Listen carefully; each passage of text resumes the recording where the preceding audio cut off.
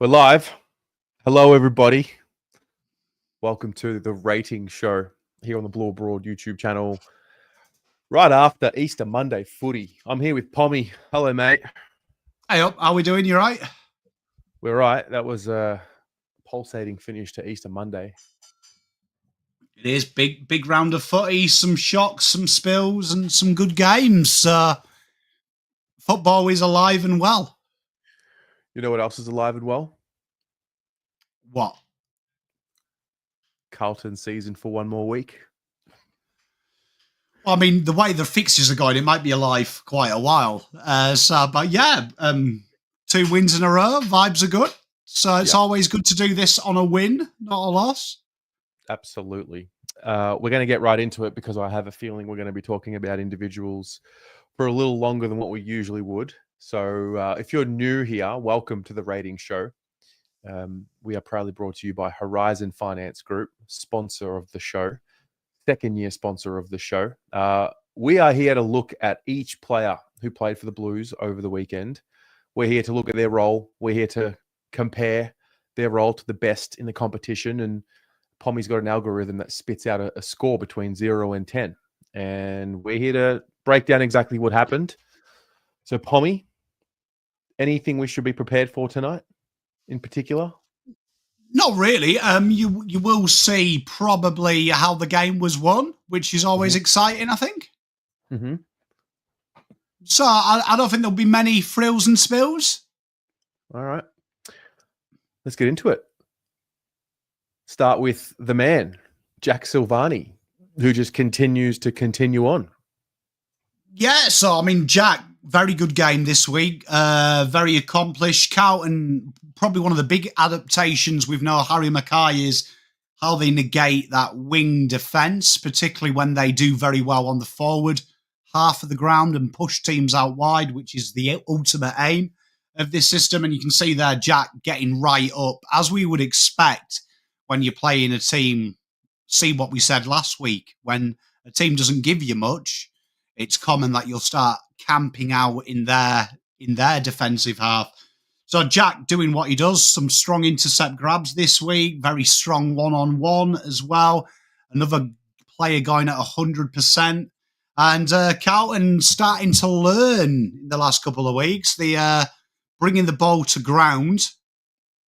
And Jack's been a big part of that, bringing the ball to ground and letting the smalls work defensively. So solid game by Jack. Another solid game. Yeah. A few questions. Number one, I remember you brought up last week around Zack Silvagni's one-on-one win percentage, which was then also brought up coincidentally by Daniel Hoyne and SEN, but we'll leave that one there for another moment. This here, you know where you've got win percentage? Is that the one-on-one win percentage? Yeah, so that's the one-on-one win percentage for Jack. So Jack's one of the few players, if you watch the Footy Abroad show, who has considered an elite amount of one-on-ones per game and has an elite one-on-one percentage win. So taking more one-on-ones at the minute, which we haven't seen before, than the great man himself, Jacob Weitering. So not many players face the duress of our Jack, and not many players win with the success rate of Mr. Jack either. So where the blue line there says 10, is that 10? So that'd be 100%. Obviously, to make it, if I did a bar graph with one of the ranges being out of 100, gotcha, it would look weird. So we just divide it by 10. Cool. All right. Lovely. Great stuff. Zack Silvagni, what did he get? He got an 8. That might be his second in a row. I think he was pretty impressive as well, considering that he didn't really have to defend as well, like for half a game. So pretty good to stack up with the rest of the league. Yeah, indeed. Then we get to Jacob Weitering. We will touch on Jacob Weitering's health in a minute. This is a healthier heat map for what we expect from him, is it not? It is, yeah. You're starting to see, because he's got Jack to work with him, there's a little bit of a trust element in there. Quite often when we did this last year, whoever was playing centre-half back would genuinely have the same heat zone as Jacob, where you're starting to see the separation, and didn't have as much work to do as Carlton negated the inside 50s against. But again, another player with 100% one-on-one ratio. And the wonderful thing about what we're starting to see with Jacob is just his impact ahead of the ball. You saw him take the bounce this week, which is weird. You're starting to see Jacob have that freedom to play. And a lot of people focus on, like, Tom Stewart gets a lot of raps. James Sicily gets a lot of raps. What people forget is Jack has probably got their ability offensively. Jacob's got their ability offensively, but he doesn't ever exploit it because we rely on him to lock someone down. We're starting to see a little bit of Jacob freedom now. He's starting to kind of almost get the Darcy Moore treatment when Collingwood are playing well, where they give the dangerous guy to some other one and say, right, you go out there and have a bit of fun. And you're starting to see that from our Jacob. He's starting to be a little bit offensive, which what you want to see. So do you think this is purely based on his ability to work alongside Jack Silvagni? Or do you think this is also due to the fact that, you know, Nick Newman's out of the side as well? They've had to reshuffle a few things as to how they exit out of D50. Well, I think the most obvious thing if you were picking a team is you have one guy that marks the ball a lot and then one guy that brings the ball to the ground. Yeah. And that's something that Jack does incredibly well. Jack has something that Nick Haynes, Lewis Young, and McGovern don't have, and that's the common sense to bring the ball to ground when you're not going to mark it. So that's then bringing our smalls in, which then is allowing Jacob to attack the ball and peel off and trust it. I think it's a trust element because you look, Jacob and Jack, since they've played together as full-time backline players, Jacob's averaging 2.1 score launches from the back half, which puts him in the category of Blitzarbs, Stephen May, Sicily, these type of cats that get you going from back to front. So that probably is predominantly Jack Silvagni. Wow. 7.7 for Weitering. Very early to look ahead, but if you're deciding on the matchups next week for Jack Silvagni and Weitering, how are you going? I'd give, I know this sounds crazy, but I'd give Jack the job on Henry, who is their deepest target, and say to Jacob, go and play with Cameron. We know he's going to go up the ground. Jacob's got it down back. Jack's going to have it down back. Jack's going to get that target. Because you saw that in the Hawks game. Cameron likes to take the ball up deep and then slingshot it back in. Jack's going to be fine one-on-one there. Try and give them a problem of saying, Jacob's going to come with you. Do you really want to keep taking that kick on? And try and get Jack up the ground as much as possible. Yeah, I like it. 7.7 for Weitering. And look, from the report that was revealed by Sammy Edmund, it looks like Jacob Weitering's okay. There was a fear about a PCL injury. Could have been a knee to a shin or knee on knee. I mean, from the footage that I saw, slow down, it looked like it was more towards the shin, but main thing is it looks like he's going to be okay. Might be a bit sore for a couple of weeks, but we definitely can't afford to lose him. So 7.7 for Weiters. Then we get to young Oliver Hollands, named in the back line, but this doesn't look like a backline heat map. Yeah, so his average starting position was high halfback. So it was quite interesting this. He played very defensive, and the algorithm doesn't like these types of games because this is kind of what we would expect to see in a sub role. You see these types of games in a substitute, someone who's come on, the person who's injured isn't really who he is. So they kind of put him somewhere to help other people. And we saw this role here was genuinely designed to help two people out on the field. One, Adam Saad, and then one, Mitch McGovern, and the great man himself, everyone's favourite in this chart, Matt Cottrell. And he was kind of like trying to be the backstop for them, which, again, see my complaint about Cooper Lord 3 weeks ago. It's an absolute pointless role, to be honest, if you're going to play this role. This role, I can't describe it. And there's a lot of things going against him here. We know he gets his effort. His 1%ers are always going to be high. His pressure acts are going to be high. That's great. We are talking about a third-year player now, and we are talking about players that are playing in this position right now that are actually dominating games, and it's very stifled. So this is probably one of the few negatives we'll have this week. AFL rating of 1 kind of says the picture. The big one with Ollie is his reliability with the ball, particularly this week under no pressure. And then also just 80 metres gained for a guy that's getting the ball in what is considered AFL safe ranges. As you can see, them blue dots are when he's taken possession of it. We would be expecting someone here to be absolutely dwarfing that orange. And he's not. He's just noticeable. So, Ollie, this is a work in progress. I'm not 100% sold on this role. Yeah. What? Yeah. Okay. So, what's the adjustment you think that should be made here, or for next week? For me, the obvious thing was you give him Doc's role. Like looking at that team, I think the back six is settled now. Matt Carroll's there. Matt Carroll's working arse to let Saad do whatever he wants. We'll come on to one of the guys this week, but we saw a guy this week get a different position who I think was terrible, in my opinion. So I think maybe it's time you cut the shackles here and give him the wing back. Like, give him wing back, let him have it back.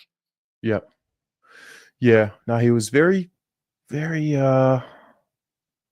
clumsy and fumbly in this game. So 4.7, I think that reflects exactly where that's at. Then we get to Saad. And this is now the second week in a row that heat map looks like that for him.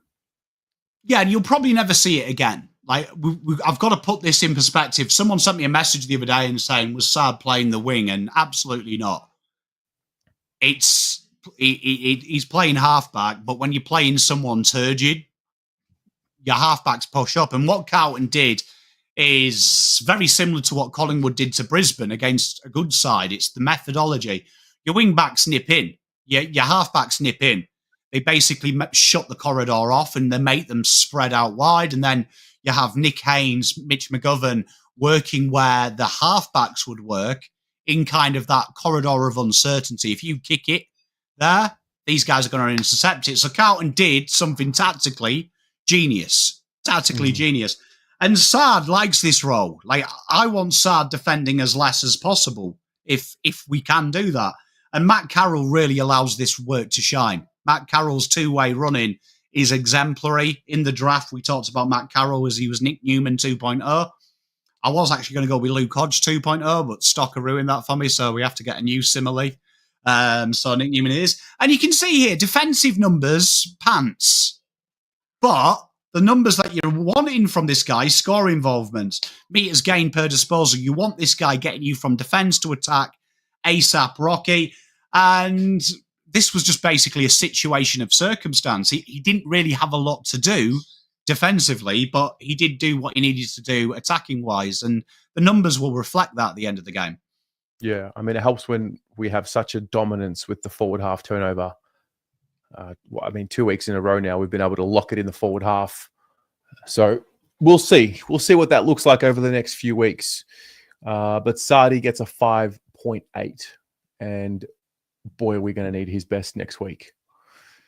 That's pretty impressive considering that he scored 0.8 defensively. Yeah. So he's actually maxed out attacking stats. So for those at home, that's a positive. This guy here, honestly, one of my favourites. When we drafted him, I remember doing the draft with you and being really excited about it. Was hopelessly injured last year, and I'm so glad that there's a tale here that Carlton just delisting him, almost sacking him, right? Almost sacking him. See that? It's almost like you're being sacked. And then you've got to fight for your job back. You look at his body mass, you look at how he looks. This guy has come back, done the work. And people talk about Nick Newman, and even though we rave about Nick Newman on this show, it isn't a complicated role to play in AFL. And you are seeing a guy expertly do it, and the numbers are starting to spread around the other people. Look at this. This is almost like a perfect I'm helping Adam Saad out. And you can see here, them 2 heat zones really reflect what this guy does. In the attacking phase, he gets up behind Saad. He's like, don't worry, mate.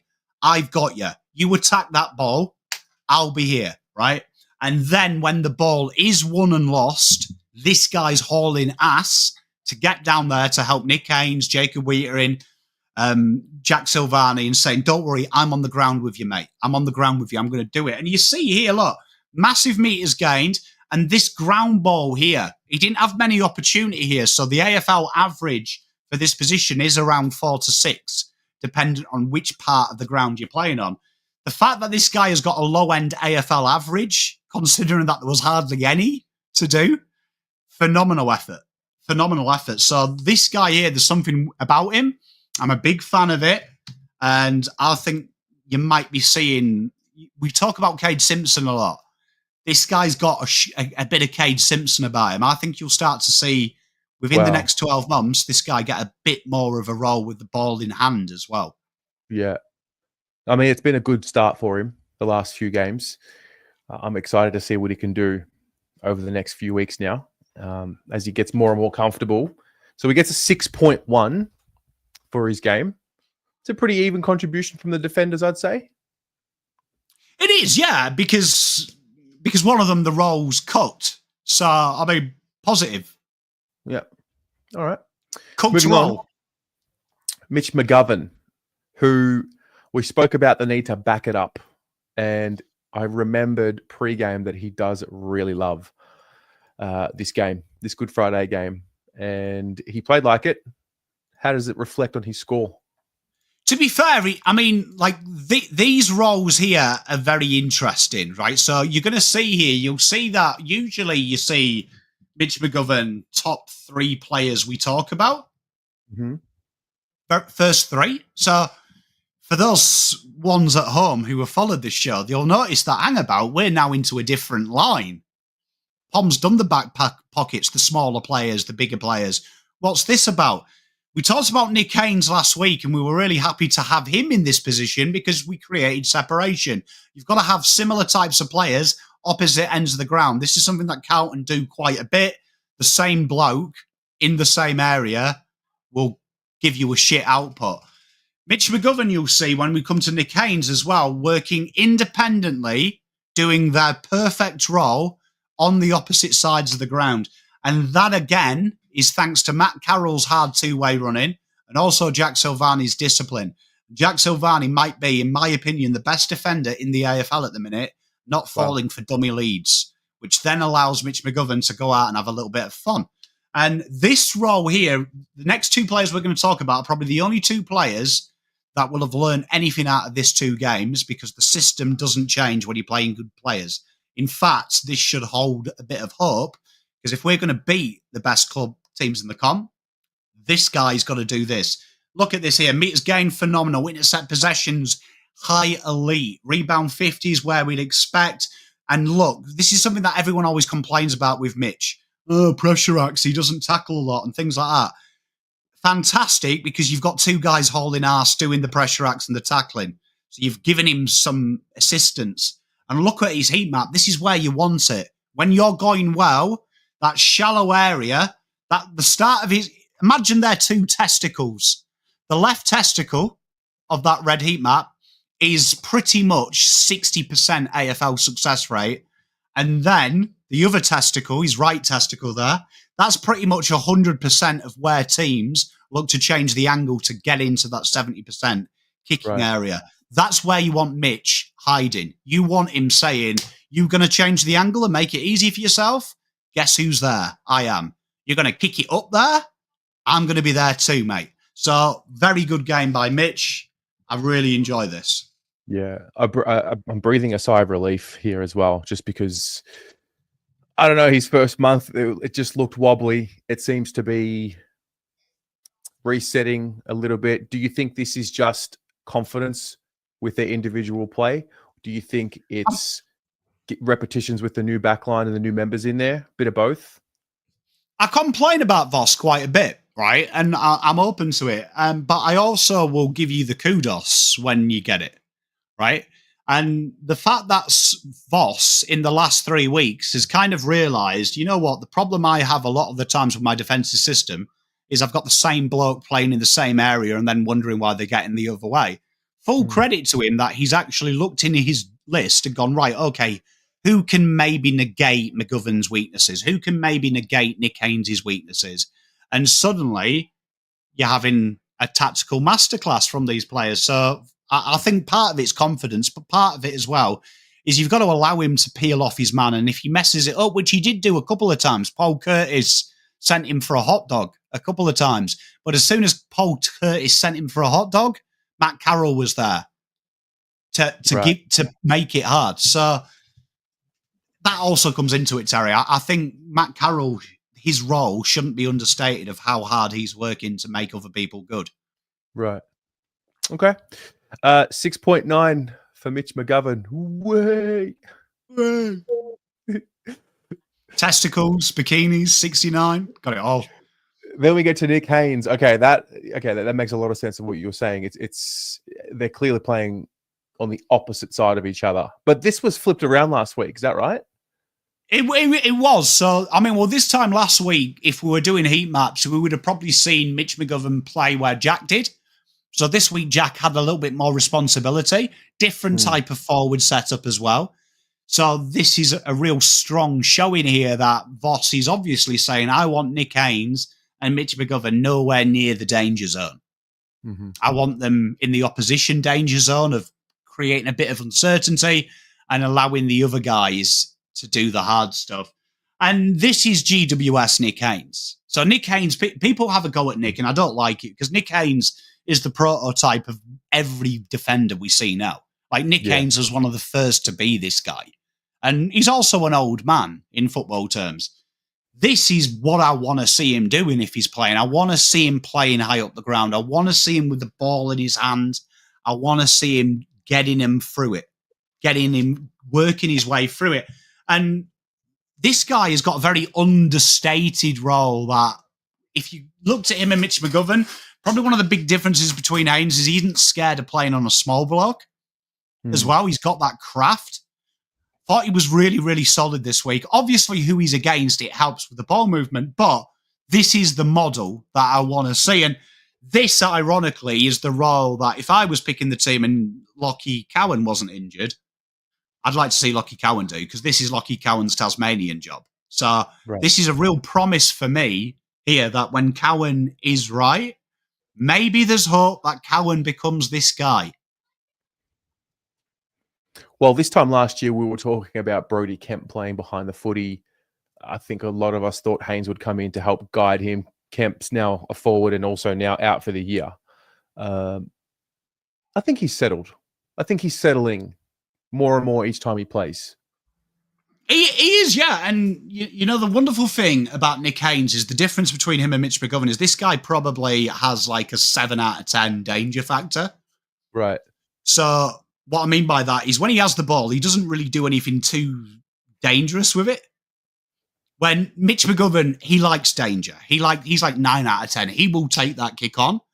Mm-hmm. You want that option of someone just to set the play up and just go, you know what, let's just get us going. And then you also want Mitch McGovern, though, taking the corridor on, saying, you know what, I'm going to put this in the danger zone. With the players behind me, they'll protect it. So, real solid combination. Hopefully, against Geelong, who are very good, we'll still play this bold way because these two can really win you a game. These two roles are probably the most important in the back line to win. Right. So 6.7 for Nick Haynes. Then we get into the midfield, right in the thick of it. Patrick Cripps. That heat map really spread out in the middle of the ground there. I can't tell you how excited I am about talking about this gentleman.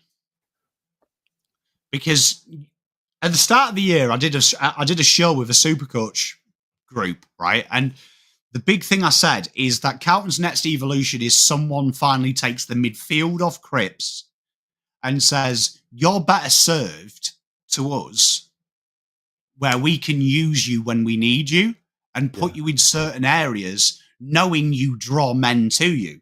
And you'll see that there's a lot less inside minutes from this guy and a lot more floating him around when you need him. When Carlton need a little bit of ascension, straight away, Patrick's called upon in its hour of need. It's in the hour of need. We bring him back.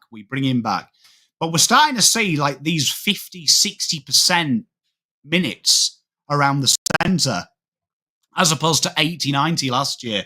And you see when he goes forward, a lot of the goals this week and a lot of goals last week, I implore you to go back and watch Durdin. Go back and watch Motlop's goals. Zack Williams. Suddenly they're on one-on-one as opposed to being two-on-one, doubled up on, because when Cripps goes there, a midfielder follows him and a halfback has to be drawn to him because he is the magnet. And a very solid midfielder's game. Not one of them midfield games that, you know, you're going to get Brownlow points for, but an incredibly solid midfield. Yeah. That's 2 weeks in a row now. That's 6.2. I mean, last week he hit the scoreboard a lot more.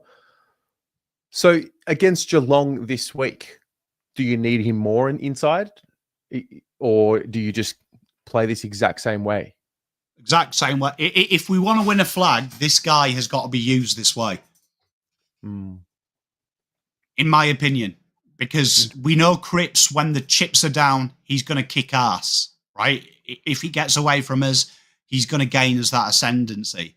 But this way makes us very hard to adapt to, because when Cripps floats through there and the next guy we're going to talk about is the king of the castle, you've got a bit of a problem.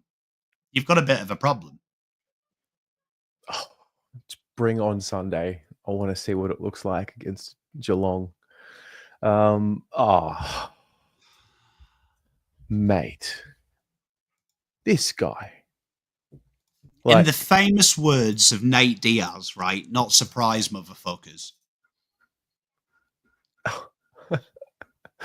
Not surprised. Honestly, like the least surprising, the only surprising thing is someone at the football club has finally trusted someone to take over. Yeah. Because we are the only club in the world for the last 5 years that we've used our best player in, with all due respect to George, a shit kicker's role. Everyone can do this. Everyone can be hard, right? Any idiot can do that. Cripps is a natural gift, right? And he's already showcasing how much he frees players up by not being the main man. And what I love about George is suddenly we are seeing defensive numbers where they always are, with a slight increase. There is only one player in the comp who has seen the ball in his hands more than him. That's Nick Dacos. And there is only a handful of midfielders in the league that have better numbers attacking-wise than Nick Dacos. And one of them is this guy. His attacking numbers are absolutely off the charts at the minute. His score involvement, his distribution in starting scoring chains. You're seeing the loose ball gets, the handballs received in the contest, the hit-outs gathered. This guy is absolutely killing it in every metric of a forward.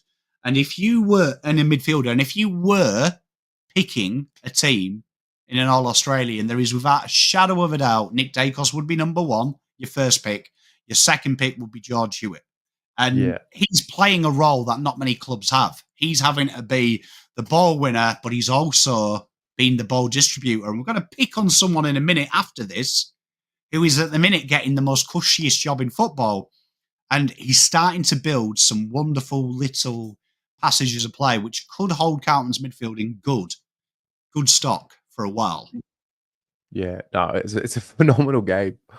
34 possessions, 417 meters gained, 9 tackles, 8 score involvements, 2 goal assists to go with his goal. George's goal was the first time I've really stood up and like really G'd up this season. So I'm just glad for him. I hope he just stays healthy, really. Wow. Not close to perfect as you can get. Is this like the highest rated mid in the comp for the round? Highest rated ever. Well done in this show. That's crazy, man. We won't be seeing a 9.4 very often. Insane. Insane. And no offense to Cripps, but we don't want him doing this role. Because when George Hewett was doing this role, which we complained about the first two games, and we complained about it last year quite often with George Hewett's role, that he's kind of typecast.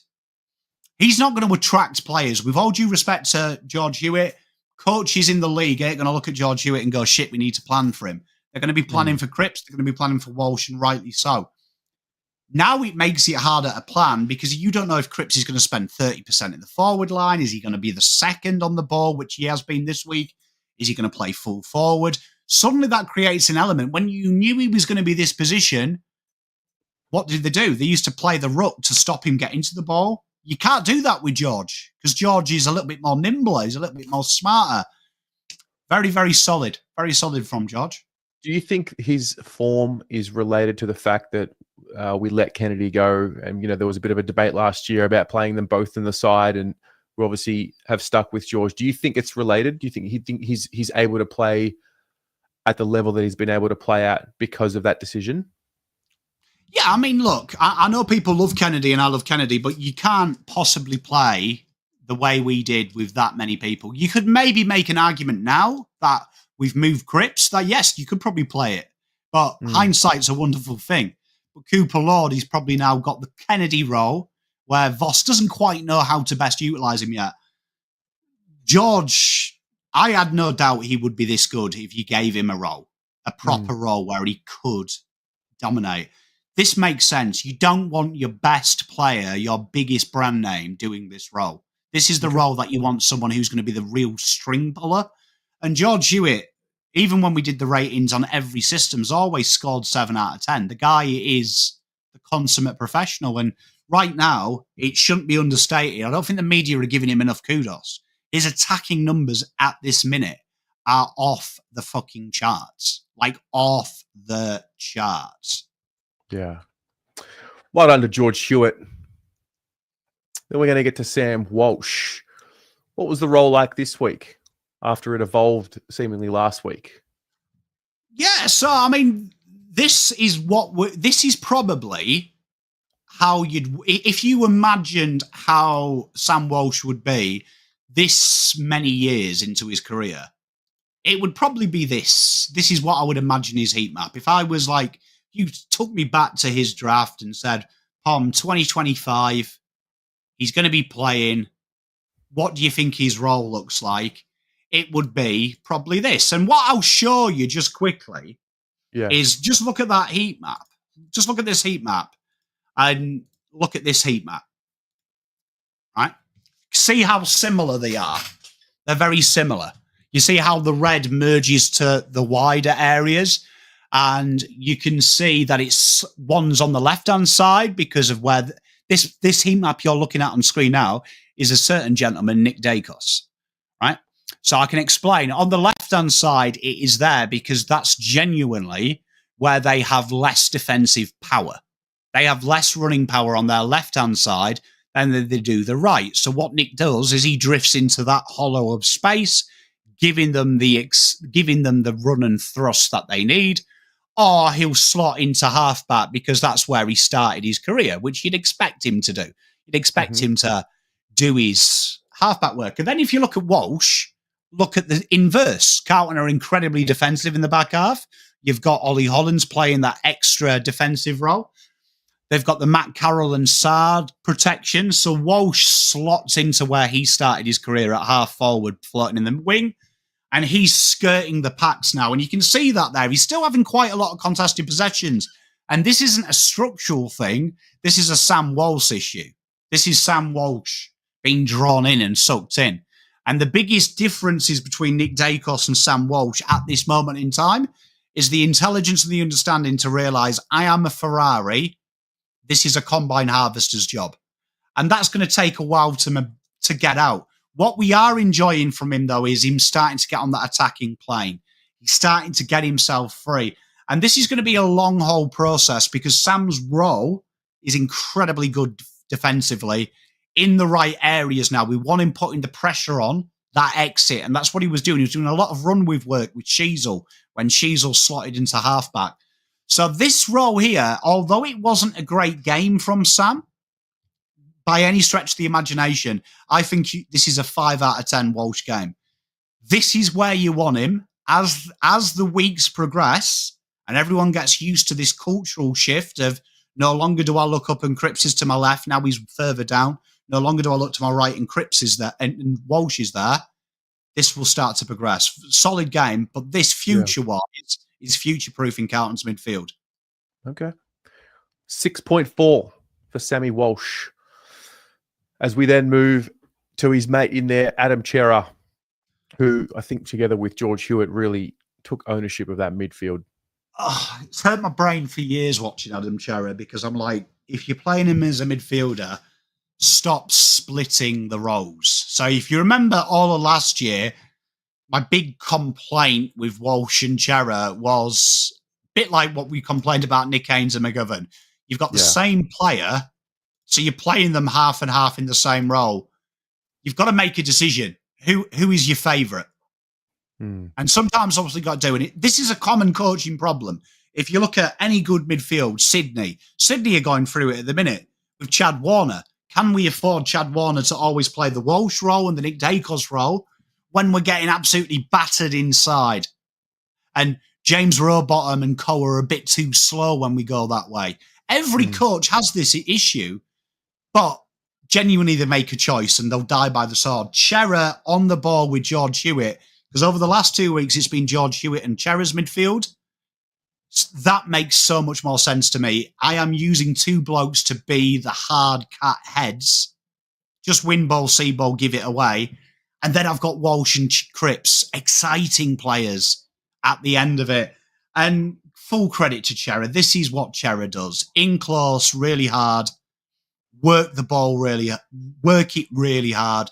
Keep the ball moving. Look at that heat map right in the guts. And a couple of years ago when we did this heat map would have been George Hewett's.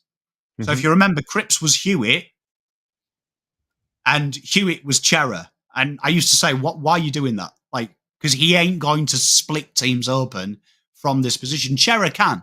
Cerra's just keeping the game moving. Very Sam Mitchell, this role.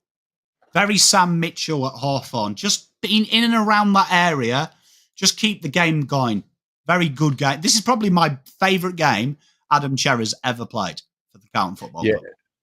9 score involvements. He seemed to be a lot more direct. And I mean, to be fair, I think North Melbourne's midfield didn't really put up as much of a fight. Are you caveating it? Well, not caveating it. I'm just mindful. Like, look, again, you can only play who you play. You can only perform against who you play. But I remember a few weeks ago when we did Cerra's rating and we spoke about, okay, the best of him is when he is in the chains, because the score involvements were down against the Pies and I think the Hawks as well. So for that to improve and also for him to hit the scoreboard, I actually think he's been pretty good this year throughout every game. He's been pretty consistent. He's been beautiful. He's been beautiful. I mean, Jen, best comment. Yes. That is exactly what you should get excited about. Excited that even though the results aren't great at the minute, the club has adjusted very subtly, albeit against rubbish sides. I'll caveat. I get it. North and Eagles, I am questioning if they're a football side at the minute. But you've still got to fucking do it. And I'm very impressed that has been an adjustment made before it's too late. My criticism of Voss is it's usually too late when he makes that adjustment. He's made it early. Fair play. 8 for Adam Cerra. Then we get to Cooper Lord, who was the sub, who came on and kicked 2 goals in the 4th quarter. Please make it stop, Voss. Never, ever, ever let me see this guy play full-time half forward ever again. This guy at the minute is having a real identity crisis because he is becoming Kennedy 2.0. Yeah. Right. And it's almost like they trust it. So this week we saw him have the exact same midfield minutes as Motlop. Right. But fair play to Voss. He increased his inside minutes, which we haven't seen for a while. What I really like about Lord here is there is something to work with, because I think the natural succession of this midfield in 2 years, if Carlton are a dynasty side, will be no longer talking about George Hewett. That guy will be Cooper Lord. And we will be no longer talking about Adam Cerra, because that guy will be Jagger Smith. And we'll be no longer talking about Cripps midfield rotation minutes, because that will be Walsh. He will be the two-way runner. And then Cerra will be where Walsh is at the minute. And that's the dream. That is the dream of the progression of this midfield. Yeah. And I loved Lord's game this week. Really strong. I think the hardest thing to do, just come on and do it. But was very impressive around stoppage. One thing I love about his stoppage game, other than his goals, is he doesn't lose someone at the stoppage. There was a couple of passages of play in the fourth quarter that there was LDU and Shizo. And LDU likes to ghost in front of people, which takes people out of stoppage chains. And they react. Cooper Lord ignored him and just stayed with Shizo. So when the ball came to Shizo had a bit of an issue. Cooper Lord was right in front of him. And you don't get marks for that, but you should do. There should be a stat for that, not being deceived in the stoppage. Yeah. Looking ahead to Sunday, where would you play him? Would you keep him as the sub? Would you start him on the field? It's an interesting predicament for him, because, I mean, I don't think you could make him sub again, in my opinion. Because I think it's ruining, even though he's got probably more minutes than planned, it's not a great way to spend your life. We'll come on to a guy, but there was one guy that I felt like maybe needs to be the sub next week. Okay. But Cooper, good. Hold on. So just bookmark that thought for a moment. Cooper, he gets a 6. Then we move along and we get to Blake Acres, who was laid out last week. And from what we see here, looks like he had the attacking wing role. Yeah, so because Carlton, another huge clap to Voss. First 4 rounds, my complaint was, how many defensive players do you want? I like to think maybe Voss watched this show, because since I had a proper rant, I'm not seeing defensive roles. And I know we're playing rubbish opposition, but you've still got to make the change. Blake getting a bit more of an offensive role, which makes sense when you're playing incredibly defensive halfbacks, incredibly stopping players. My issue here is, you can see his disposal to turnover, like double what we would expect from this position. The pressure act's pretty solid. He's always a marking outlet. If Akers is playing this role, I want to see a lot more vitality, because this is, if you watch a top team, and we're going to come on to him because I made this big call with Terry on the phone before this game of who this guy I think could be. But you're looking at Hugh McCluggage, Terry. You're looking at, this is a McCluggage role. This is the role here where when you watch that team, you're like, oh, yes, that's cool. I want a bit of that. Lipinski at Collingwood, you're expecting something spectacular. Blake was solid, but I would expect a lot more from a player with that much experience. And that's high, because he's an old man now. So I've got to be harder on him than anyone else. Yeah. Same role next week against the Cats? I think it would have to be. Yeah. He hasn't done bad enough to be dropped. And it was probably his best game for the year, which says a lot of where his ceiling is. Yeah. Okay, interesting. 6.0 for Blake. Good effort. Yeah. Then we get to Matty Cottrell, who has now put together 2 solid performances. What does this tell us about his role? Look, they laughed at me when I said that this is our Hugh McCluggage, and it's fappening. It's fappening. It's fappening. Honestly, if you're playing this many defensive-sided players, let Matt Cottrell cook, man. Let Matt Cottrell cook. And he really did cook this week. I love this role for Matty. This is where I want him. playing as high up, playing that mid to high area, it allows the forwards to come up to you, but then the next wave is protected by a guy that runs hard both ways. Mm-hmm. Very, very strong this week. Very, very strong with the ball. His meters gained. This is what I was saying about Akers. Get meters gained. Get this game moving forward. The uncontested possessions, the inside 50s, he's getting it into the mixer. He's scoring involvements. He's getting it in there. Big, big fan of Matt Cottrell, and long may it continue, because I'm telling you right now, this is a role that when I've been doing my preparation for the next couple of years, I've been like, we haven't got anyone who's of this ilk. But it's starting to get there. It's starting to get there. I'm very happy with him. I've always looked at this guy as a bit of a barometer for us. When he is improving and when he is showing his best footy, we're a very difficult team to play against. So I want to see him do it against the Cats, but he was good. 7.5 good, which is very good. Mate, very strong, very strong. Yeah. And you know what? As I like to call him, Matt McCottrell. Matt McCottrell. What about his mate, TDK? The big matchup against Sherry. How'd he go? This was an interesting one with him, because this was probably as close as you'll ever get to a 50-50 ruckman game.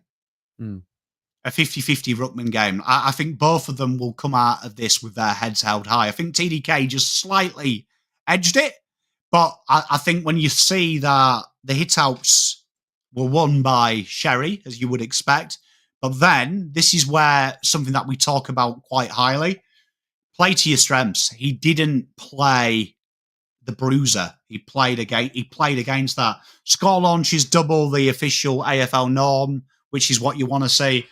Very strong in the contest. Got them ground ball gets, worked hard. That's very hard to do against Cerra. You don't often lose that number. Decent clearances, but also his work around the ground really showcased. And I know Sherry's got a bit of a hammy at the minute, but he threw him to the ground, kicked that goal. And that is the Tom de Koning I want. You know, when people say, oh, you've got to play pit and out horses for courses, all that nonsense. Yeah.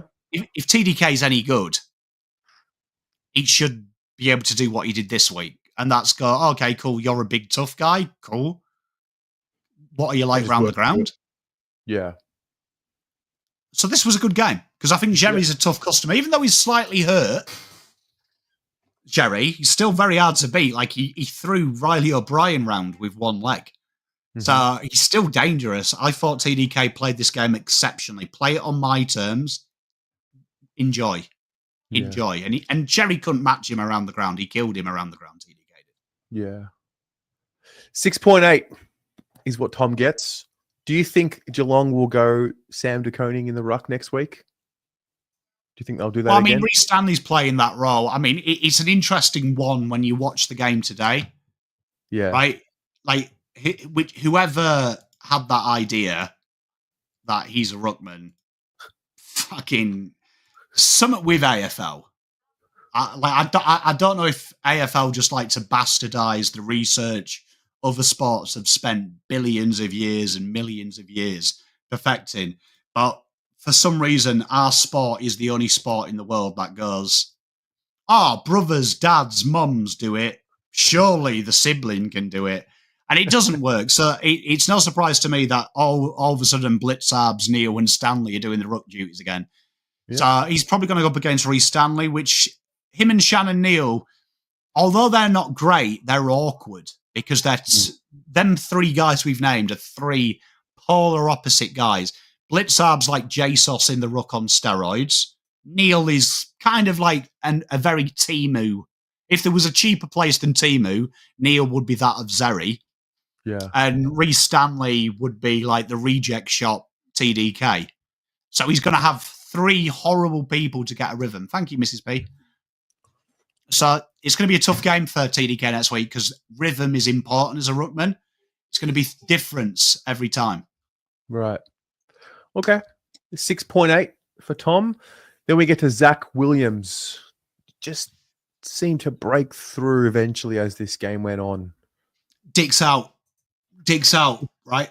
I'm telling you, Dick's out, right? Because there's two people we're going to talk about who have got way too much abuse, right? Zack Williams copped a lot of abuse this game. When you've got Durdin, who's going to give you George Hewett effort for the entire game, you need some guy that when he gets a little bit tired, he's going to keep asking the question and will eventually get just rewards. And the most annoying thing you ever hear from coaches is, if you put yourself in the right position, you'll get rewarded. Or you keep doing this rubbish. That doesn't happen. That's not true. That's what we say to kids to trick them into keep trying. It's about perfecting the art. What Zack Williams does is he keeps in that area that when you get a little bit tired, he's a nagging player. He's a nagging player, and it came alive for him. And zero defensive responsibility, but still brought that tackle intensity when he needed to. Crumbed, made himself available at high half forward when he needed to. Constant outlet. And there's a little bit of selfishness from Zack Williams, which we complained the first 4 weeks. Why is everyone giving the ball off? Why is everyone doing the team thing? Take the game by the balls. I really enjoyed this game from Zack. This is a proper small forwards game. Be annoying. He needed, I think there's a few players that you just needed to see confident, and I think he's one of them. I hope it translates into the next week and the rest of the season, but you just saw the body language and the pressure release from him, and he's got energy. He's got energy to burn, and when he kicks goals, he creates energy with others, and he gets around teammates too. I was happy for him. He gets a 7.8, and he's one of I think all the small forwards got their job done. So I think, and we saw different roles. We saw different roles as well for the same time. Again, one of Pom's big complaints: why is everyone playing the same fucking job? Yeah, starting to see some. And here we are, Lachie Fogarty. Lachlan Fogarty. Well, I mean, this is an interesting one here. I don't want to be harsh. You've got to do what you got to do. But we're starting to see with Lachlan Fogarty the limitation of being one-dimensional. And I keep saying to you all, no one plays a pure defensive forward anymore because it's not that hard. Kick goals, and if anyone moves in an opposite Guernsey, tackle them. It's quite simple. Like, it's not rocket science. And the thing with Lachie is he did his job well, right? I like the tackle pressure and stuff, but again, he was used more in a negating role again, which I feel like when you look at how the other forwards performed, you don't need it. You don't need it because we're going to look at them tackle numbers there inside 50. Do you know what I mean? One less than Zack Williams, but you know Zack Williams is going to do it. But he didn't have the majority of tackles inside 50. The other guys did just as much, and they had an auxiliary job. So this one here is an interesting role for Voss. What would you do with it next week? Personally, I won't have it. So where would you play him? Or would you play AFL. him? And who would you bring in? I'd give Elijah the pure forward role. Yep. Give Lord his minutes. Uh-huh. Do you know what I mean? And say, look, your next cab off the rank, and basically keep it up the arse of Whitey, Williams, Motlop, and Durdin. Say, look, you're either kicking me a shitload of goals or you're bringing the pressure. You can't have it. You can do both, right? And get him there, because I feel like with him, it's definitely a confidence issue. He's gun shy. Like, you see it. He can't help give it off. But if you're there as a pure pressure forward and Whitey, Cripps, Motlop, and Durdin, and Charlie Curnow have equaled you or bettered you in tackles inside 50, we have to be looking at a different POD. Okay. So Lachie Fogarty gets a 5.8. As we move along to this young fella, Will White. Similar to Zack, there was a moment, I think, when he kicked his first goal, and you just saw the body language change completely. And then from that moment, he moved with confidence every time he was with the ball. Yeah, so you're seeing someone that almost is playing the Owies role. Yeah. And you're seeing why Carlton, kind of their explanation from it was the dynamicness of what they wanted in that role. And what I love about Will White is he's got a little bit of Jack Silvagni about him, where it's obvious he's trying, which I think is the cheat code for Carlton fans. Do you know what I mean? It's the cheat code. You can be absolutely bobbins. Like, you know, like Dennis Armfield. I love Dennis Armfield. He was one of my favourites. But if you actually look at Dennis Armfield, bang average footballer.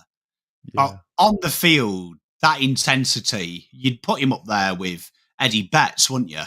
Yeah. Well, that's what makes a cult hero. Do you know what I mean? Because this guy is, you can see it's not BS when he says, you know, when Cerra goes, all my family are Blues, and you're like, eh. When Will White says, I'm a blue bagger at heart, you're like, ding, ding, ding, ding, ding, ding. You can see it in his eyes. Like, he looked like he was going to burst into tears when he saw that girl with his number. Do you know what I mean? Number 38. It looked like he genuinely was blown away. Some girl had bought his Guernsey, and it genuinely meant something to him. So he's playing that way. What I love about Will White, what I love about him is this guy, when he sees it, when he sees the goals, this guy's having a shot. Give it a go. Put it in the area. Because when Durdin's playing like he is, when Motlop's playing like he is, when Z will, even if you miss and you land short, they should be doing their job to replicate it. So I really like Will. I really like what he's about. Keep going. Keep going. Yeah. I really want to see it. Well done, young man. 7.2. Speaking of well done, young man, Corey Durdin.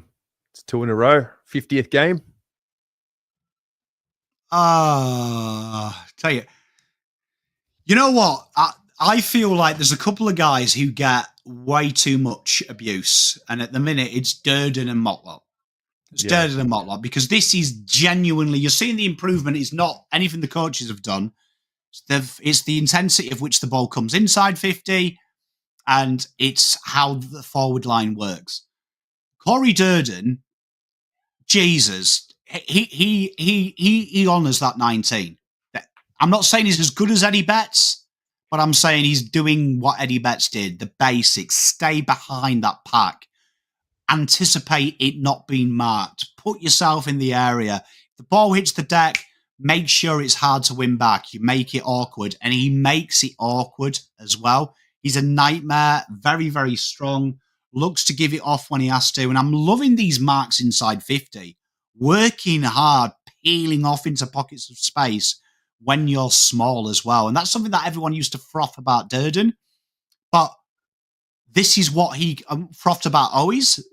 I don't mind him doing it when you're on the one out. And look at how hard he works two-way running. A lot of them blue dots at halfway were him working underneath the bigs as Carlton exited down the wing, winning the ball back, handballing it inside, and then hauling arse to get into the forward pocket. Really impressed with his game. Hope he stays fit, because for me, Durdin is him. Yeah, I was wrapped for him. Well, I mean, the wild thing is he played his 50th game. He's 23 years old now, Durds. He just turned 23 last week. He plays 50th game on Friday. Harry Sheasel played his 50th game as well. So hopefully some continuity and, 150 consecutive games now has him playing at this level. He's got to continue on with it, but I don't remember him having back-to-back performances like this and the sentiment around him being like this in his career, to be honest. Yeah, I mean, I don't often disagree with Shiny Blue, but I do think it was unjustified, the small forward, because small forwards can only do what the team do for them, right? So the ball is coming in now at different angles. It's not just being punted to two giants. It's coming in flat. It's allowing them to stay behind. Voss has obviously ditched the team defence. Everyone get to halfway. It's now starting full forward, and they're using one or two players to exit out of the forward 50. Like that heat map, when we were doing this with the small forwards round 1, round 2, they were having red zones in the back pocket. So you can only do what you're told to do. And now Voss, in his credit, is giving these guys to play to their strengths. Yeah. Because that's all Durdin can do. If you want Durdin to run up the ground and chase a guy, he's going to be shit, unfortunately. And pretty much every forward in the world is going to be shit. Well, let's see. 7.5 for Corey Durdin. Then we get to Jesse. And okay, first thing I noticed straight off the bat. So there's Jesse's heat map. There's Durds' heat map. That's very different to what we've seen all year. What I love about Jess is I'm starting to see how this on-ball thing works with him. And although I'm not happy with it because I don't think it's him, I do like the way that Jesse does obviously offer something different. But what I'm really impressed about, and you know what, if I had to pick a Poms player of the game, it would be Jesse. Which might surprise people, because I loved how hard he worked both ways. I love the fact that he's ranked elite for defending. He's ranked elite for opportunities created, but he's also ranked elite for his attacking things as well. I love the fact that he's playing this new role, and I do like the fact that one of the coaches up at South Fremantle used to say that Jesse would disengage if he didn't have the ball early. So I kind of like this on the ball thing. I can see maybe Voss has maybe listened to them reports and said, right, we need to get you engaged. There's a few things that I don't like about Jesse at the minute. His spatial awareness, and he's getting better. He didn't get caught as much this week. It's going to be a while to change, but really like where this is going for Jesse, because I feel like him and Durdin can do what Fogarty did, and they can do what Owie did. So you're now got one person doing two things, as opposed to two people doing the same thing. So I'm liking where Jesse's going. Long may it continue. Obviously, he's done it against pants off opposition, right? But you've still got to do it, because there was a time 2 years ago he didn't do this. Yeah. So this is good. This is the right progression. Now, the next test, he's doing this against Geelong, where you're going to have to run two ways. You are going to have to tackle their halfbacks. You are going to have to be that link. In the right path. I like it. It's such an important game next week for so many reasons. 7.6. Remember when I used to get excited in the draft about Jesse? That was the Jesse I remember. The kid that looked like he was having a fucking fun. Yeah. Like, he actually looked like he was having fun out there for a change, as opposed to he looked like he was always one miss away from bursting into tears. The Jesse I know is the exaggerated guy, is the eccentric guy. So I really enjoyed it. I really did enjoy what he was doing. He didn't kick his goals until the second half, but he had done a mountain of work in that first half, particularly with his tackling intensity, and he just intensity all around. And then it's amazing what happens when you do see a player hit the scoreboard who really does need to see the ball go through the big sticks, because then he just couldn't stop shooting. Yeah, I mean, look, at times he does some daft shit out of centre clearance, and sometimes I think he thinks he's Eddie Betts. He's got that pace, and he hasn't. But as that will come, I do like it in and around stoppage, because you noticed him. Someone told me last week he trained exclusively with a midfield group, and I could see that this week, because around forward stoppage, he was a nuisance. So I think that's going to really develop his game, really develop it. I enjoyed his game. Yeah. So 7.5 for Durd, 7.6 for Jesse. I'm going to keep a bookmark on that for next week. See how they both go. Then we get to Elijah, who played his first game back. Looked like a guy that missed a big chunk of footy, didn't he? His timing just wasn't quite there. It felt like he was playing the game. I don't know if anyone plays plays of FC 25. Yeah. But if you ever play an online sports game and your internet is khaki pooey pants, felt like he was controlling his controller on dial-up while everyone else was playing on NBN. What can I say about it? Analogy. He was lagging. It honestly just felt like he was slightly like out of sync, but obviously the guy hasn't played football for an eternity in sports terms. But I want to say something. That is That is the role, right? Yeah. Remember the famous Pom phrase, my favourite player I've ever seen come through the draft at talent level is Nick Dacos. Number 2 is Elijah Hollands. And that's with all of them. A guy that has literally knocked my socks off and me gone, fuck, I need this guy in my life. Right. That is Elijah's role. Play him at high half forward. He's the link man between the midfield and the forward. Give him a few little bits of minutes. Get him to follow the ball around stoppages, which allows Cripps to stay forward. So we've always got that outlet up the wing. I like it. Not much to say about this game, though, because if there was as bad a game as I've ever seen, it was this game. But I do feel like Elijah is a guy that in VFL, you saw it. It wasn't a great VFL game, and I agree with Shiny Blue. I was kind of surprised he came in because I felt like he was lagging that game. The thing that stood out in that VFL game, though, is when he had the ball in hand, you were like, God, these other guys are scrubs. This guy can play ball. Yeah. So he's kind of like one of them guys who's way too good to be in VFL, but he's going to have to learn the lesson. I said there was a player I would make sub. I would probably make him sub, right, this week. I would probably make him sub this week and say, look, we're going to give you a quarter.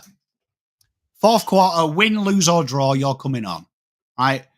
You're going to have a quarter. And in that quarter, all I want you to do is roam, be the target, make something happen. Have a real good week at training, because I feel like he's a goal away from us having the conversation we had about Motlop. Yeah. I feel like if he gets it, fuck yeah. But yeah, real poor game. Just glad he's back out there playing, to be honest. 2.5. I've got to say, positive for Elijah. Yeah. And he's got to be fit, because he's the only fucker when you kick a goal. He's the first one there. Yeah, like the only thing that surprised me was when he was subbed out is he didn't run on the pitch to celebrate. Like, honestly, there is something weird about this kid, because when someone kicks a goal, he's the first there. Like, it's crazy. Well played. I like that. Fair play. Welcome back, Lige. Charlie Curnow. I didn't realize the heat map would look like that. Don't know what I thought it would look like. Oh my gosh. Have Carlton accidentally found out that if you just play a big twat at full forward and you let Charlie roam up the ground, everything will be all right. And this is Charlie's skill set. This is it. So when Harry does come back into this side, me personally, full caveat, Harry isn't in my team next week. I'd still give him another week. I'd still err on the side of caution and say, right, just get yourself right. It's a big game. We're not going to thrust you into the spotlight. Lewis Young, we're going to talk about him in the middle, but when he's pulling someone at full forward all the time, it allows Charlie to roam. And Charlie is the exact reason why all of our forwards have kicked goals today. That is 100% on Charlie. He doesn't get a stat for that, but every Durdin goal, every Motlop goal, and every Zack Williams goal is directly because of this gentleman. Because when he starts at centre-half forward, right, it doesn't work. When he's starting positions full-back and Lewis Young comes to there, this comes towards the goals, and he goes that way, the zone sees that, and then the zone gets confused. And when Charlie then peels off that way, he peels across the back pocket and the right half back. And invariably, when Charlie made that roll there, there's a reason he went there. 2-3 people went with him. One of the smalls went with him, Will White, and then the others just lurked in little pockets of space around Lewis Young. Lewis Young used his body, and bang, the walls fall off. Charlie is the most dangerous when you allow him to play up the ground with his bat to go. He's probably one of the few forwards in the league, with the exception of Jeremy Cameron and Tex Walker, who have the ability with their bat to go. Something will happen. Great game by Charlie. And you know what? Everyone always cries. He doesn't tackle. Tell you what, Charlie this week played a little bit angry. He did. He had it. I mean, I was watching from level 2. I've not seen his work rate like that all year. I think he's finally reached a level of peak fitness within his body. I think he showed signs of it in the last few weeks, but then he would maybe die out a little bit in the second half. And he didn't have a selfish bone in his body in this game. lining up. I mean, he could have taken a shot on goal, kicked it straight back to Adam Cerra. And then I reckon he could have taken a shot on goal for his 5th, and he went to the fat side to maybe Will White at one point. Yeah, no one talks like the common way. You know the exit down the wing that we all cry about? Every team does it. The reason that other teams do it better than us is that they play smalls around the feet of the tall, and the tall genuinely is someone that marks incredibly well, but also brings it to ground. We're going to talk about that guy in a minute of why Lewis Young works in that, because what was his complaint in the back line? He taps it when he should mark it, he punches it when he should mark it, and he tries, do you know what I mean? He's safety first, but when you're on the wing, that's genius when you've got Durdin and White around you. When you're at fullback, that's a goal against. Charlie working this way, and then they move Cripps. Zack Williams, there's quite a few times I thought of you, Terry, but quite a few times when Carlton transitioned, Zack Williams would be full forward, which sounds ridiculous, but Charlie operated as that link. And you saw how that worked quite often. Aidan Corr, God bless his soul, looked lost this week because he was like, I've got a small guy here, but oh shit, I better go and chase Charlie. And that opened the door to Durdin and Motlop. That indecision, they were like, okay, cool, we're going to take advantage of this. Fantastic effort. That will win you a flag. If he can keep that up and create that separation, that wins you a flag because it means your smalls can play football. Yeah. He's back for a massive game coming up this week. But for this game, he gets a 7.8, I should say. Then we go to his mate, Lewis Young. That's a very Harry Mackay-esque heat map. Oh my God, Voss might be back on the POM Christmas card list. He might be back. He's edging back.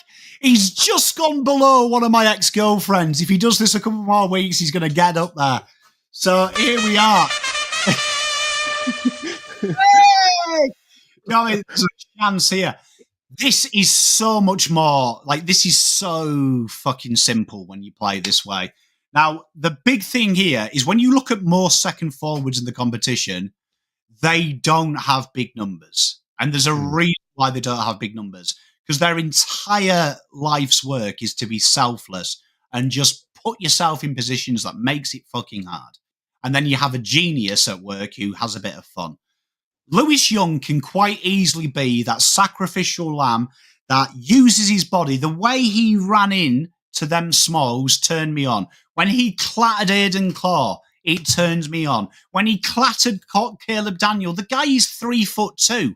Caleb Daniel's wearing a head brace. If you're a big full forward and he's under you, run through him like he's not there. Brilliant. It creates uncertainty on the ground. But then him working up the ground.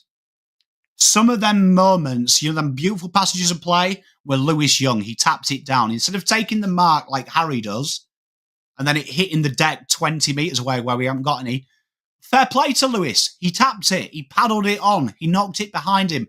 Play to the advantage of your smalls. Does all the little things incredibly well. I love Lewis Young. He gets a lot of hate. He's scored mental. He doesn't get a lot of kudos, but that is what you do. Be a problem, young man. My favourite game Lewis has played, because it felt like someone had whispered in his ear, you're 200 centimetres and you're 100 kgs. Fucking hurt someone. Go and hurt someone. Honestly, the times we do it with Caleb Daniel, it pisses me off. When we used to do it against doggies, the guy is 4 foot. Hurt him. Let him know. You're not. And what did Caleb Daniel do? He shit himself every time the ball came in because his knees were in his lungs. That's why. Lewis Young ran through him.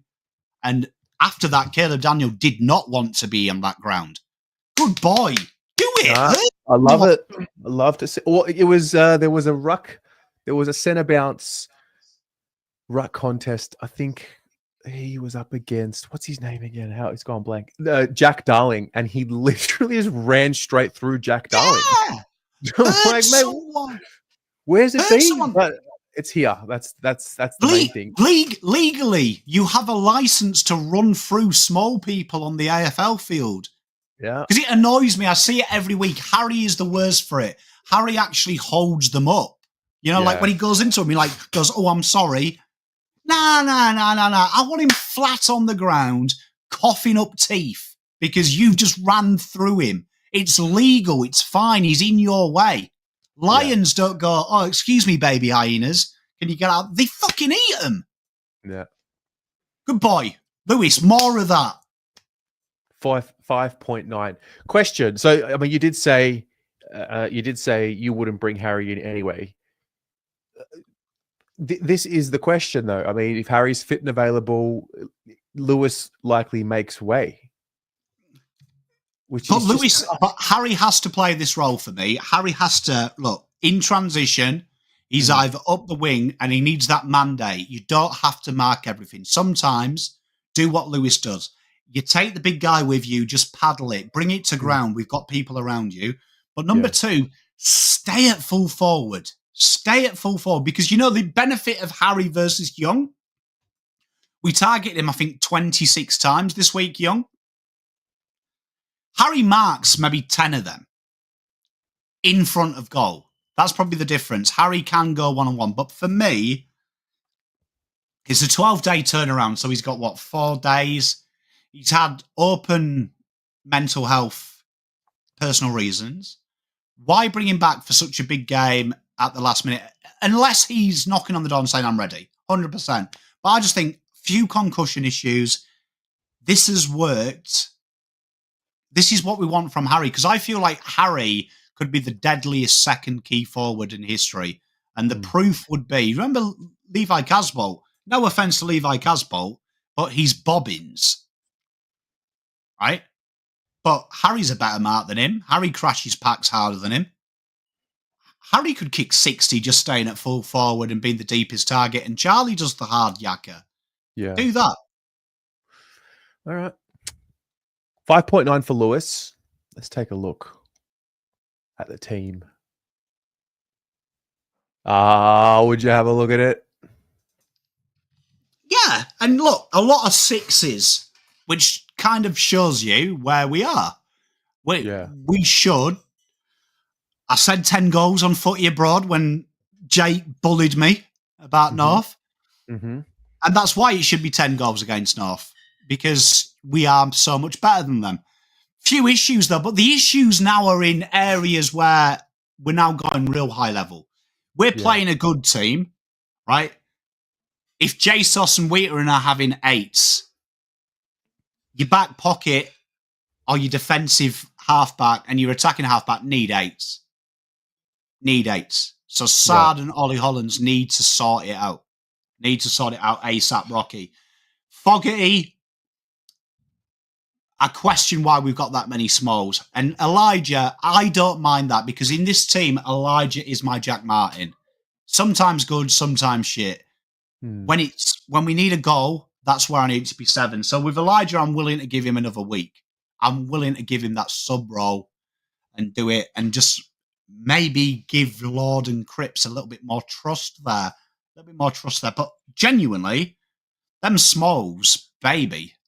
That's my only concern when Harry comes back.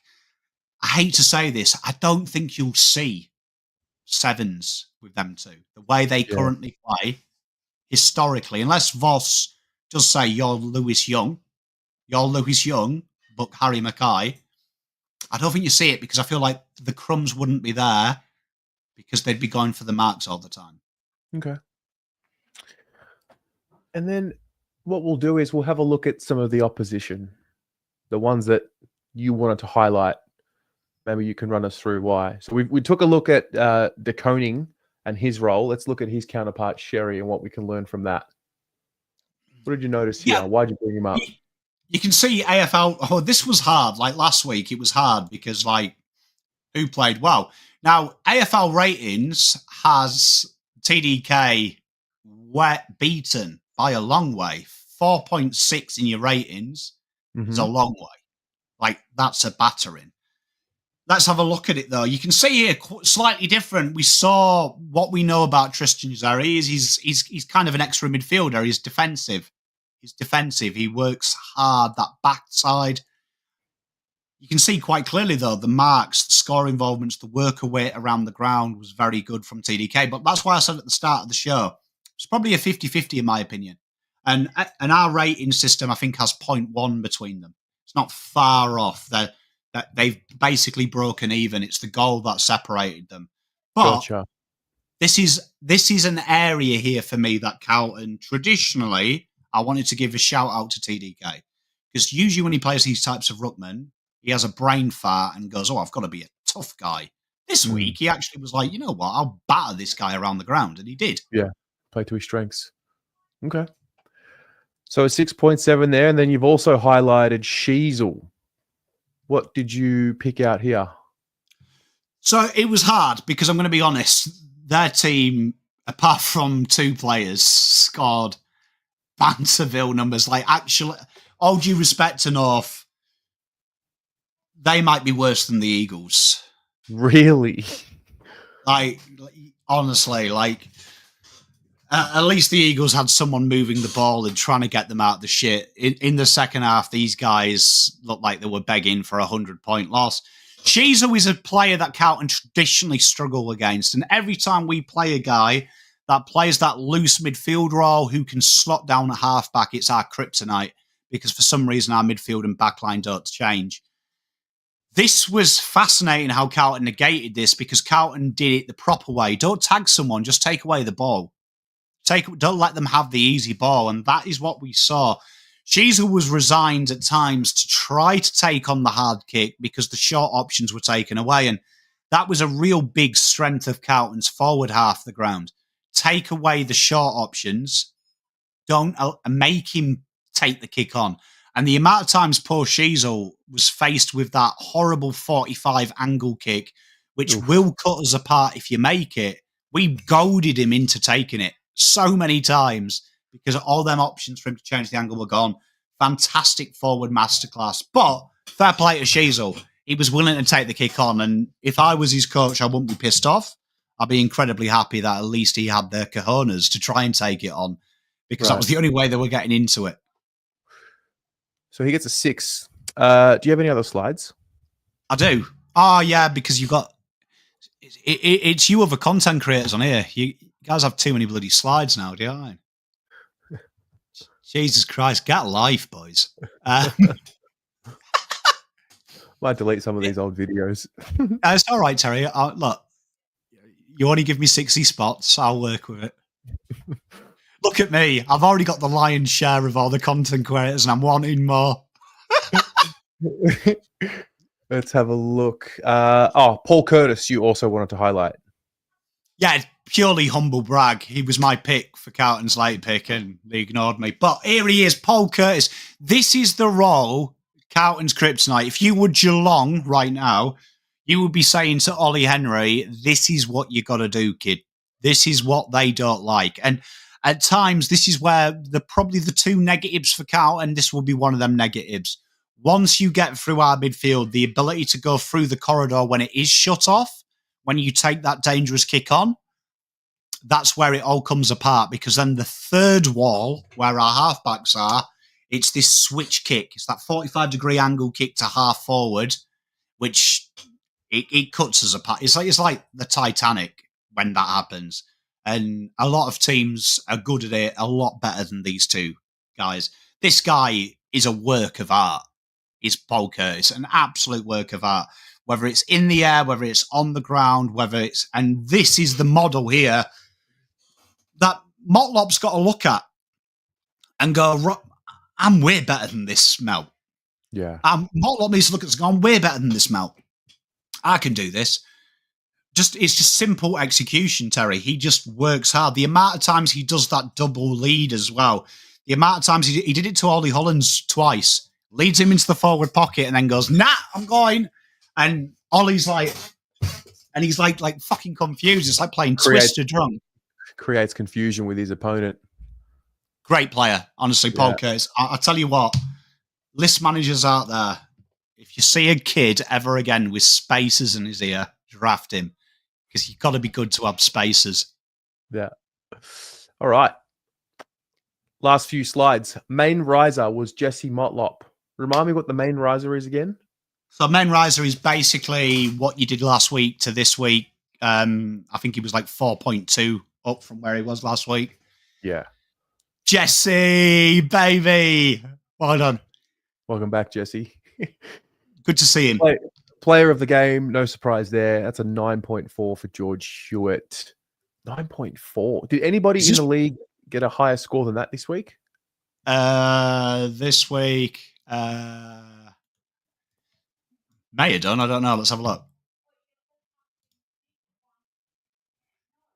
9.4 is the equal top with Brayshaw from Fremantle. He had a phenomenal game and he was in a losing effort. And that is it. Next is 9.1, Fraser, Bontempelli. Wow. Okay. And the final slide is good. He was. Jack Silvagni. We're just going to call this the Horizon Finance Jack Silvagni. Yeah. Well, I mean, at this stage, there's a bit of a problem here for 1%ers, really. Like, I reckon the other players are hoping Voss bites the bullet and moves him forward. But I mean, it's got to be said, the week he lost it to Weitering when he played forward, he did finish second on his own. Yeah, so there is a chance if you move him forward, he may win it. This week, not many people, a few people beat him though. It has to be said this week. Okay. In the league, usually he's out on his own, but a couple of quiet weeks, only 6 this week. But only a handful of players beat him. The top this week you would have been looking for would have been Brennan Cox with 11. If you were looking at AFL round, he did pretty well. 11 Jack Silvagnis. Good on him. Well done. All right. Do you know what I mean? But the 15th best player in the league at 1% is Jack, and the people ahead of him, there's only a couple from good there's only 2 from good clubs, Mac Andrew and Darcy Moore. Oh, Harris Andrews as well as there, but the rest are all poo bucket clubs. So yeah. Pretty impressive that he's up there. Is it just me, or did that fly by? That's 90 minutes. Always does with you, Terry. See, I mean, do you know what I mean? It's always like the first time with you. It's over before it begun. I don't know whose fault that is, mine or yours. Yes, I mean, it's probably mine. Blame me. Blame me. Everyone else does. That's the ratings. That was it. That's 2 ratings, 2 winning ratings shows in a row. Oh, I know I said we needed a win against the Eagles. I know I said we needed a win against North. But I really feel like if we're going to try and get belief back from the wider supporter base, we need to beat Geelong. Look, I don't want to repeat the stat, but everyone knows our last 4 wins have come against piss opposition. Yeah. And there's no getting away from it because facts are facts. You can't hide from it. And I'm but I always want to. I've had a few of my mates take the piss because you know, there's a few comments on my review video, and the title of the review video I've learned from Terry, the clickbait title, "The Blues are back?" ? Right? The amount of people who just read it and go, "Oh, you've only beaten Eagles and North, you boffin," and I'm like, "What's the fucking video?" I literally say that, but more articulately, right? But I'm sure if you asked the Blues, they would have rather had a Geelong, a Brisbane, a blooming Sydney, a GWS in there. Like, they can't choose who they play. It's just how it is. But right now, why I'm excited, this next 5-week block, when I did my multiple preseason videos, the difference between us when I said that we were 6th to 12th, that it was this block. Irregardless of the start, it was this block. And that's what the Blues have got to look at, because all these teams we're playing, Geelong, GWS, Adelaide, St Kilda, these are teams that you've got to beat to win the flag 100%, but you need to be 4-2, bare minimum, if you are a serious final side. And I don't think the narrative's changed. I think 4-2 is the narrative, narrative. The Blues have got to be looking at this and go, right, we win our home games as a bare minimum. and we try and snatch a win. We try and cheat a win in Adelaide or Sydney. Bring it on, guys. We will see you. Wow, we will see you next Monday, 5 p.m. for the rating show after the Cats. So we're going to have to cram it in. I look forward to it. Pommy, thank you very much. As always, thank you to Horizon Finance Group. See you at 8 p.m. for the Blue Broad Show. Go Blues. Go Blues.